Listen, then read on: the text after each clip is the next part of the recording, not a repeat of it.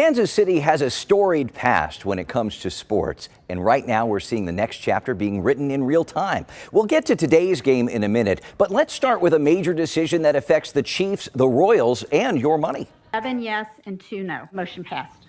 Last week, the Jackson County Legislature overrode a veto from County Executive Frank White, paving the way for voters to weigh in on a 3/8-cent stadium sales tax extension. On April 2nd, they'll decide if the Royals and Chiefs should get more than $2 billion of taxpayer money over 40 years, with much of the money going toward Arrowhead renovations and a new Royals ballpark.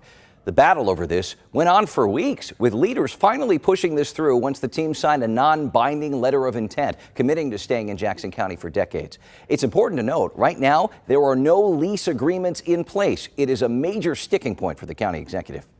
Right now, everything's in limbo. So this is the biggest deal that I've seen where it encompasses this much money over so many years, where teams aren't willing to sit down at the table and hash these things out, so everybody has an informed decision to make. And in my opinion, we're halfway done. White wants a number of guarantees from the Chiefs and Royals about their commitment to the county.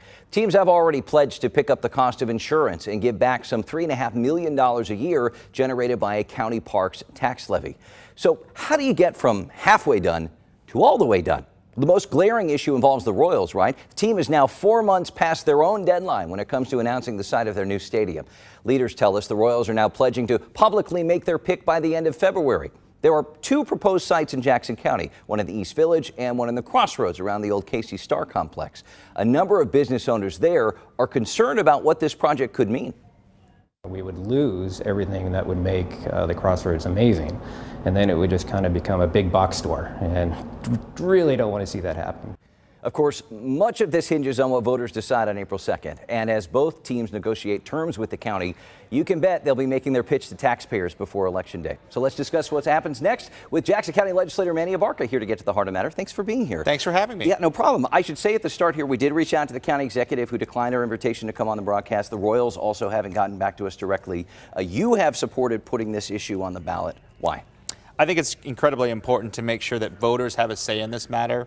This is so large of a generational impact that 4, 1, or 9 of us shouldn't be making this decision for everyone. We should all be playing into this and making a decision on whether or not we want to invest in these teams long term. And trying to address concerns too, right? Because I know the Absolutely. teams are going to be trying to do that in the next couple of months. But one of the main concerns that we heard from not just the county executive but other critics is that taxpayers would essentially be writing a check for a product that's TBD, right? There's so much that we don't know, though it looks like you have the letter of intent with you. Yes.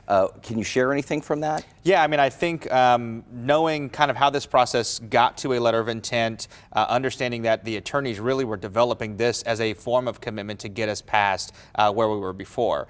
Comparing this to the 2006 process, yeah, it's dramatically different, right? But in 2006, we had an executive who was driving a ship in alignment with the legislature. There was a subcommittee that galvanized both of their staffs together and made these decisions that ultimately led to a different place than where we are now. It's been dramatically different from that process. So now what we have to look forward to is a good, solid framework that I would say the Sports Authority really drove home here to protect the interests of the county, but also to tee up some of those benefits. Have you been involved in any of these talks, or what is your role in all this? Yeah, and so I think that's another element that has been important is that I've been very interested in this project because I understand the capacity of impact here, not only to our neighborhoods and communities, but really you're talking about a 40-year project here. There's a lot to be determined early on. So I sent over some of the ideas I gathered from Twitter and suggestions from folks about what they want to see in a benefits program and really look to frame that out into a much more dramatic process. And there are 33 different components, of which many I suggested, or my Twitter followers and the different folks who've weighed in on this issues have suggested, including some of the benefits like having a community benefits committee that makes sure over 40 years these things are being implemented. But there's a lot in this document now. Mm-hmm. And we hope that's going to be made public very soon. Yeah, I think we're planning to bring it up to as a resolution so that folks understand what's in here. I know that there are other media sources who are questioning some of these elements, and some of the legalese here need to be defined by those attorneys. So I'm looking forward to really digging into this document and using it as the base from where we start. With so many unknowns right now, what is going on behind the scenes?